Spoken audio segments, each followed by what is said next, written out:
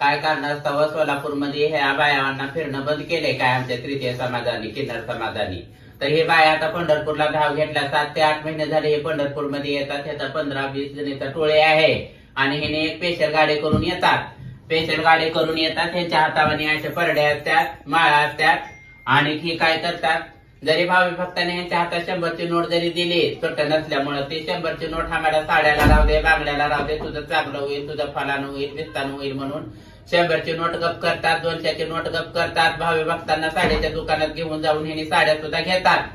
तर ह्या बाया जरी पंढरपूरकरांना एकच कळकळीची विनंती, हे बाया कुठल्या परिसरात जरी दिसल्या तर नक्की संपर्क आम्हाला साधा आणि ह्या बायावांना इथं मंदिराच्या आसपास फिरू द्यायचं नाही. ही बाया चोरी सुद्धा करतात, पाकिट आणतात, लहान लहान लेकरावाच्या पायातले वाळे काढ, पट्ट्या काढ, हे काढ, दुनिया हे बाया करतात आणि हे करून जातात. आणि सगळा शब्द आमच्यावर येतो तृतीय पंथावर, किन्नर समाजावर, दुखती समाजावर येत करून जातात. आमच्या नावाची खराबी व्हायला लागली.